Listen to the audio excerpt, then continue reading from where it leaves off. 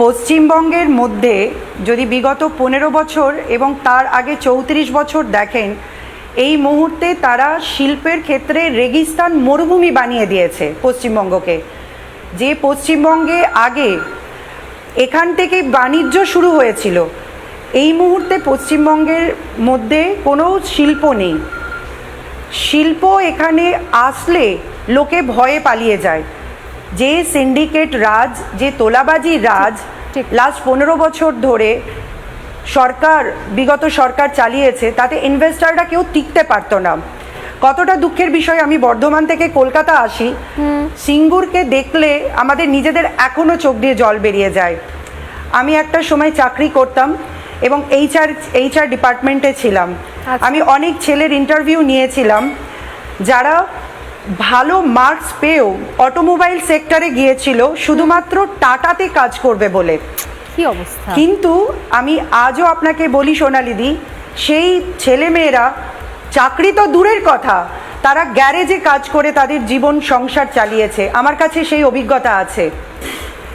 এবার সেই জায়গায় দেখুন যে গুজরাটকে নিয়ে গিয়ে কিভাবে টাটা আজকে সেই ডেভেলপ করেছে। আর যদি মনে করেন যে আমুলের কথা, আজকে আমুল শুরু হয়েছিল গুজরাটে কয়েকজন মহিলাকে ঘিরে, একটা সমবায়কে ঘিরে। আর আজকে সেই ইন্ডাস্ট্রি ফিফাকে আজকে স্পন্সর করছে। কত গর্ব অনুভব হয় আমাদের একজন ভারতীয় হিসেবে। এই যে আমাদের ছেলে মেয়েদের সঙ্গে এবং পশ্চিমবঙ্গের সঙ্গে প্রতারণা এবং বঞ্চিত করা, তার জন্য আমাদের একটা জেনারেশন নয়, কয়েকটা জেনারেশন ধ্বংস হয়ে গেছে। তাই আগামী দিনে পশ্চিমবঙ্গের জেনারেশনকে বাঁচাতে আমাদেরকে প্রচুর প্রকল্প নিতেই হবে। বন্ধ হয়ে যাওয়া যে সমস্ত কলকারখানা আছে তাদেরকে খুলতে হবে। আপনারা জানেন যে সিঙ্গুর থেকে একেবারে আসানসোল পুরো জায়গাটাই হচ্ছে ইন্ডাস্ট্রির জন্য একদম উপযুক্ত।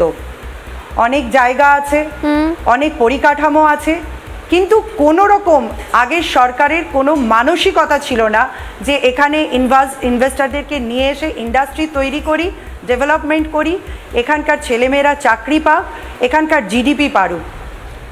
কিন্তু আপনি যেটা বললেন, ভয় আউট, ভরসা ইন, সেই আশীর্বাদ আজকে আমরা মানুষের কাছে পেয়েছি এবং ভরসার সঙ্গেই আমরা কথা দিচ্ছি যে আগামী দিনে এই জায়গাটাই আমরা আনবো। What Bengal things today, India will think tomorrow.